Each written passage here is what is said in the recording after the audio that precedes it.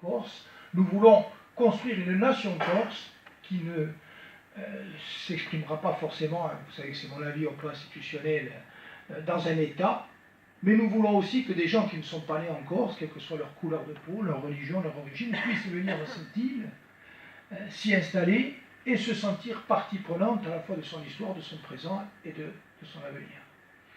Et donc ce combat aujourd'hui a été validé par les urnes, donc c'est un espoir, mais il y a aussi une inquiétude forte, c'est que il est trop tôt pour le dire, mais y compris en notre qualité aujourd'hui de responsable politique, nous sommes confrontés à une situation qui est objectivement une situation de crise profonde, et peut-être même d'impasse. Et si nous étions dans une impasse durable, à ce moment-là, ça serait l'impasse pas seulement des dirigeants nationalistes corses, ça serait aussi l'impasse de la démocratie. Et se pose la question, et c'est la question que nous nous posons ensemble, et nous allons trouver des réponses ensemble, j'en suis certain, à partir du moment où, pour de multiples raisons, nous considérons ensemble, quels qu'aient été nos choix antérieurs, qu'il n'y a pas de place pour la lutte armée, ou qu'il n'y a plus de place pour la lutte armée, et que nous faisons le choix de la démocratie. Il faut que nous trouvions des issues à travers les chemins de la démocratie. Parce que si il y a plus de lutte armée, mais qu'il n'y a pas de solution dans la démocratie, alors nous sommes dans l'incapacité d'offrir des solutions durables. Et mon inquiétude, notre inquiétude, et vous l'avez exprimée, elle n'est pas tellement pour nous. Je dis souvent encore, ça nous travaille des fêtes. Nous, notre vie d'adulte, elle est pratiquement accomplie. Mais nous pensons à celles et ceux qui viennent derrière, à notre jeunesse, à celle qui est déjà là et à celle qui va venir après. Et parce que nous avons vécu, notamment je parle pour les plus engagés d'entre vous et d'entre nous, les prisons, les drames, les enterrements, les combats d'un côté et de l'autre. Nous ne voulons pas que les jeunes d'aujourd'hui et de demain aient à reprendre ces chemins-là. Et donc nous devons ouvrir une autre perspective. Et c'est pour ça que notre nationalisme, il est tout sauf un repli et il est tout sauf un enfermement.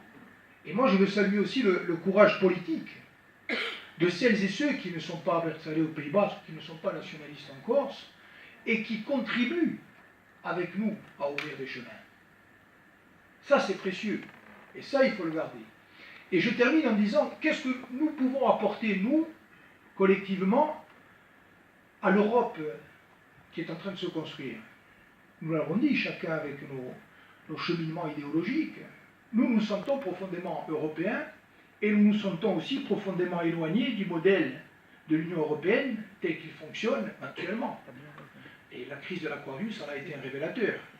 Et nous, on a été surpris, touchés, mais surpris par la force et l'importance des réactions de soutien lorsque nous avons manifesté notre volonté et notre disponibilité pour accueillir ces femmes, ces hommes et ces enfants qui étaient en souffrance. Touchés, bien sûr, mais également surpris parce que finalement, nous n'avons rien fait d'extraordinaire.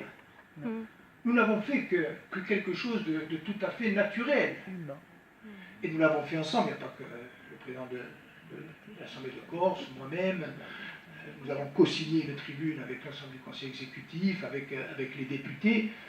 Nous n'avons fait que notre devoir d'élus, de citoyens, d'hommes et de femmes. Mais dans quelle France pour les Français?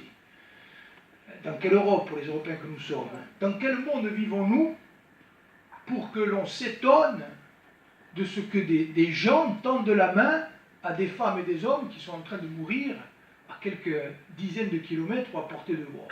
Est-ce qu'on a besoin de théoriser à l'infini sur les déclinaisons du droit maritime, ou du droit des migrations, ou du droit public, ou du droit constitutionnel,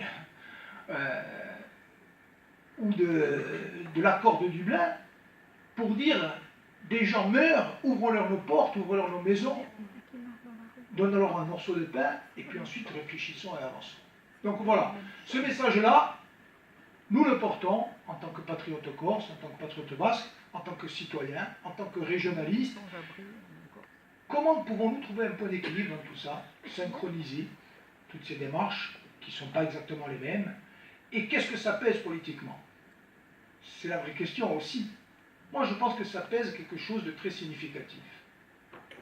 Peut-être pas une majorité, aujourd'hui à l'évidence non, mais si nous savons trouver ensemble les moyens de construire cette façon de réinventer la politique, cette façon de dire nous sommes des petits peuples que l'histoire, pour des raisons différentes, a tenu à l'écart et qui aujourd'hui ont la volonté de se réapproprier leur passé, leur langue, leur culture, leur histoire, mais de le faire dans une vision résolument moderne, ouverte, en intégrant tout ce qui a changé dans le monde et en disant que nous voulons construire des sociétés qui soient des sociétés heureuses, parce que c'est ça le sens de la politique. On va opposer les partis politiques ou la société civile. L'engagement qui nous porte, c'est de faire que les gens soient plus heureux ensemble.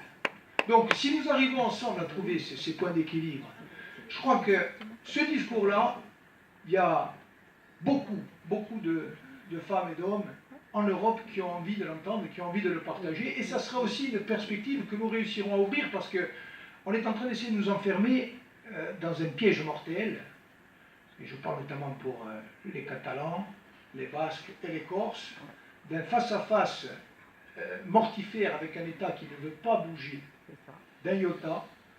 On nous détourne aussi d'un certain nombre de problèmes du quotidien. Alors, nous, on les aborde parce que nous sommes en situation de responsabilité.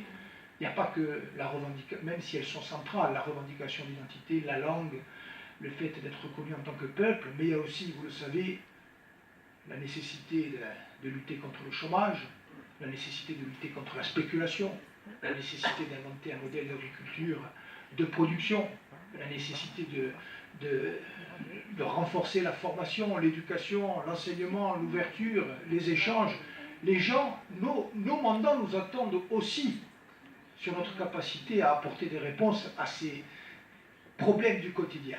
Alors réconcilier à la fois la gestion des problèmes du quotidien avec la vision politique et l'idéal politique qui nous porte historiquement, les uns et les autres, c'est un des enjeux de la réunion d'aujourd'hui, et parce que nous savons que nous sommes très près de trouver la solution et la sortie, nous sommes d'autant plus heureux d'être aujourd'hui ici avec vous.